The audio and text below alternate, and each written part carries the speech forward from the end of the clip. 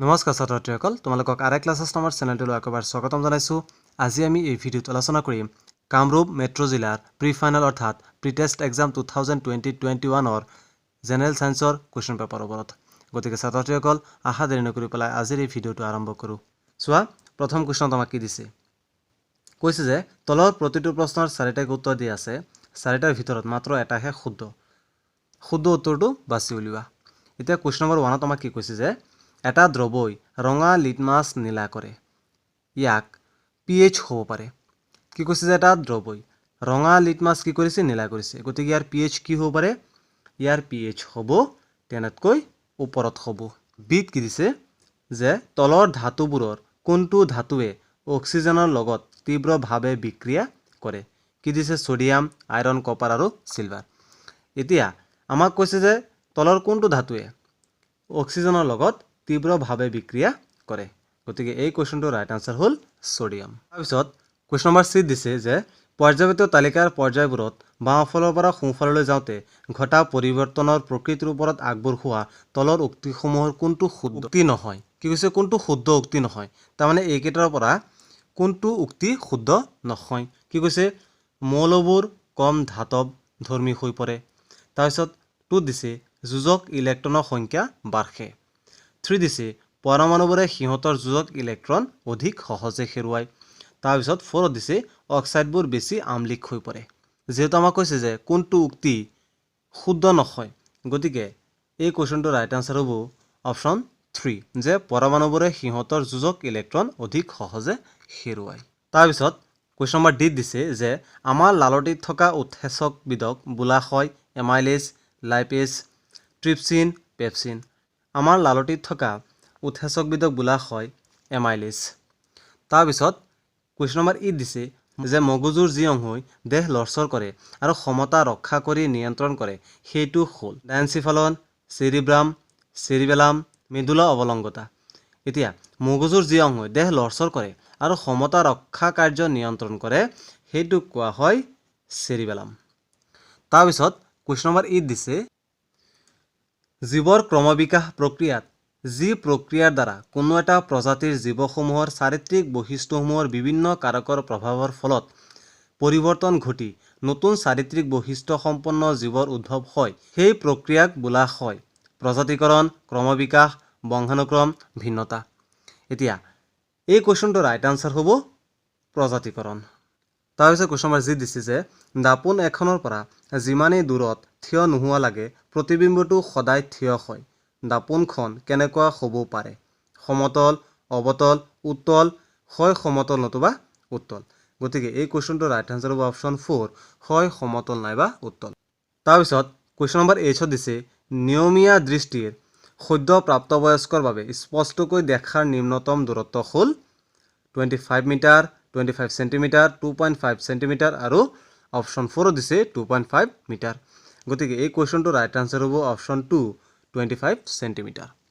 তাৰপিছত question number আইত দিছে বিদ্যুৎ আধানৰ এছআই একক হৈছে জুল, কুলম্ব, ছেকেণ্ড, ওম। বিদ্যুৎ আধানৰ এছআই একক হৈছে কুলম্ব। তাৰপিছত যি দিছে তলৰ কোনটো জীৱ ভৰ শক্তিৰ উৎসৰ উদাহৰণ নহয়? খৰি, গোবৰ গেছ, নিউক্লিয় শক্তি, কয়লা। গতিকে এই কুৱেশ্যনটোৰ ৰাইট আনচাৰ হ'ল নিউক্লিয় শক্তি। তাৰপিছত কুৱেশ্যন নম্বৰ 2 দিছে দ্বি অপসাৰণ বিক্ৰিয়া এটা উদাহৰণ দিয়া। কুৱেশ্যন নম্বৰ 3 দিছে ধাতু এটা নমনীয়তা কাক বোলে? কুৱেশ্যন নম্বৰ 4 দিছে তলৰ কোনবিলাক হাইড্ৰ'কাৰ্বনে যোগাত্মক বিক্ৰিয়া দেখুৱায়? কুৱেশ্যন নম্বৰ 5 দিছে প্ৰভাৱী চৰিত্ৰ কাক বোলে? কুৱেশ্যন নম্বৰ 6ত আহিছিল চকুৰ উপযোজন ক্ষমতা মানে কি বুজা? কুৱেশ্যন নম্বৰ 7 এটা বিকাৰত 2 গ্ৰাম কেলছিয়াম অক্সাইড লোৱা, বিকাৰটোত লাহে লাহে পানী যোগ কৰা, তলত দিয়াবোৰ উত্তৰ কৰা। উষ্ণতাৰ কেনে পৰিৱৰ্তন ঘটিব? ওপৰৰ কথাখিনি এটা সন্তুলিত সমীকৰণ লিখা। নাইবা দিছে তলৰ উক্তিটো ৰাসায়নিক সমীকৰণ ৰূপত লিখা আৰু সন্তুলন কৰা। হাইড্ৰজেন ছালফাইড গেছে বায়ুত দহিত হৈ পানী আৰু ছালফাৰ ডাই অক্সাইড উৎপন্ন কৰে। কুৱেশ্যন নম্বৰ 8ত আহিছে তোমাৰ হাতত এ আৰু বি দুটা দ্ৰৱ দিয়া হ'ল।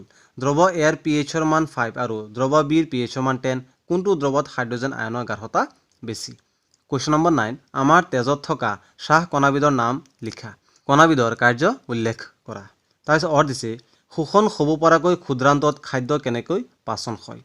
কুৱেশ্যন নম্বৰ 10ত আহিছিলে আমাৰ দেশত অক্সিজেনৰ পৰিমাণ কমি গ'লে কি হ'ব?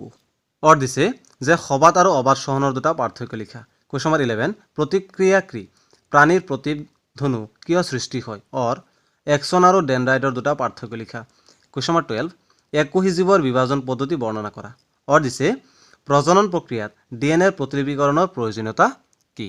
কুৱেশ্যন নম্বৰ 13ত আহিছিলে পোহৰ বায়ুৰ পৰা 1.5 প্ৰতিসৰণাংকৰ কাছৰ মাধ্যমলৈ প্ৰৱেশ কৰিছে। কাছত পোহৰৰ দ্ৰুতি কিমান হ'ব? কুৱেশ্যন নম্বৰ 14ত আহিছে এটা বৈদ্যুতিক বাল্বৰ তাৰডাল 10 মিনিট সময় 0.5 এম্পিয়াৰ প্ৰৱাহ লয়। বৰ্তনীটোত চালিত হোৱা বৈদ্যুতিক আধানৰ পৰিমাণ উলিওৱা। কুৱেশ্যন নম্বৰ 15ত আহিছে বিদ্যুৎ চুম্বকীয় আৱেশ কি? পৰৱৰ্তী প্ৰৱাহ জেনেৰেটৰ আৰু প্ৰত্যক্ষ প্ৰৱাহ জেনেৰেটৰৰ মাজৰ মূল পাৰ্থক্য লিখা। কুৱেশ্যন নম্বৰ 16 জীৱ অনিৰ্মলীকৰণ পদাৰ্থই পৰিৱেশত প্ৰভাৱ পেলাব পৰা যিকোনো দুটা সম্ভাৱনাৰ বিষয়ে লিখা। কুৱেশ্যন নম্বৰ 17 পেলনীয়া আৱৰ্জনাৰ সমস্যা হ্ৰাস কৰিবলৈ তুমি কি পদক্ষেপ গ্ৰহণ কৰিবা? কুৱেশ্যন নম্বৰ 18 দিছে তাপবৰ্জী আৰু তাপগ্ৰাহী বিক্ৰিয়াৰ সংজ্ঞা লিখা, উদাহৰণ দিয়া।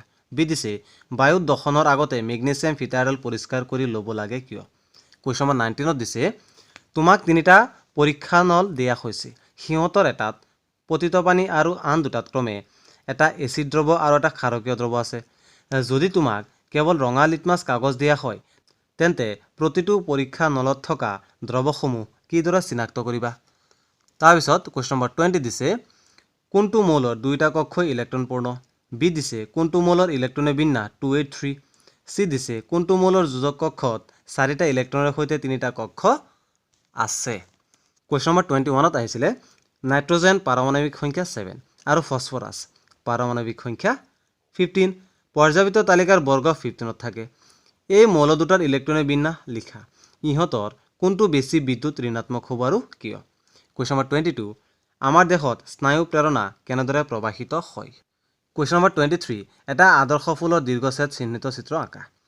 কুৱেশ্যন নম্বৰ 24 মানুহৰ সন্তানৰ লিংগ কিদৰে নিৰ্ধাৰণ কৰা হয়? কুৱেশ্যন নম্বৰ 25 দূৰ দৃষ্টিগ্ৰস্ততাৰ সংশোধন দেখুৱাই ৰশ্মি চিত্ৰ অংকন কৰা। বি প্ৰেছবায়োপিয়া কাক বোলে? কুৱেশ্যন নম্বৰ 25 পৰিবাহীত বিভৱভেদ বৰ্তাই ৰখা সঁজুলি এটাৰ নাম লিখা।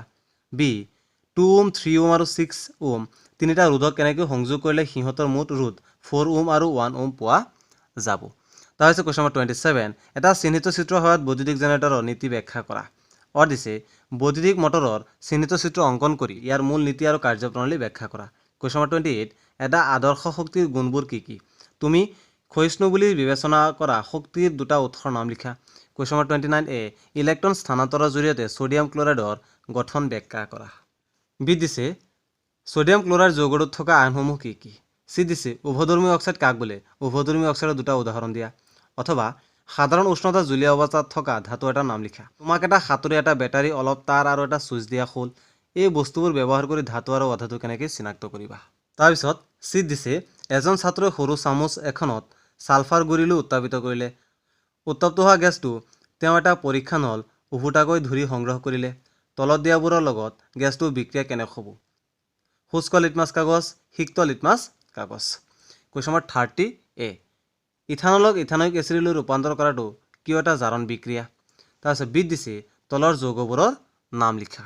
অথবা সমগণীয় শ্ৰেণী কাক বোলে উদাহৰণ দি বুজাই লিখা। বি তলৰ দিয়া যৌগবোৰৰ গঠন চিত্ৰ আঁকা। হেক্সানেল, প্ৰপানন। চি দিছে যোগাত্মক বিক্ৰিয়া দেখুৱাই দুটা খাদ্য কাৰ্বনৰ নাম লিখা। 31 মানুহৰ ৰেচনতন্ত্ৰৰ অংগসমূহৰ নাম লিখা। মূত্ৰ উৎপাদন আৰু বৰ্জন প্ৰক্ৰিয়াৰ বিষয়ে লিখা। অথবা হালুক সংশ্লেষণ কি? এই প্ৰক্ৰিয়াত সংঘটিত হোৱা কাৰ্যসমূহ কি কি? উদ্ভিদে কেনেদৰে কাৰ্বন ডাই অক্সাইড অৱশোষণ কৰে লিখা। তাৰপিছত কুৱেশ্যন নম্বৰ 32 অৱতল দাপনে গঠন কৰা প্ৰতিবিম্ব ৰশ্মি চিত্ৰ আঁকা যেতিয়া লক্ষ্য বস্তু দাপনৰ ভাঁজ কেন্দ্ৰত ৰখা হয়।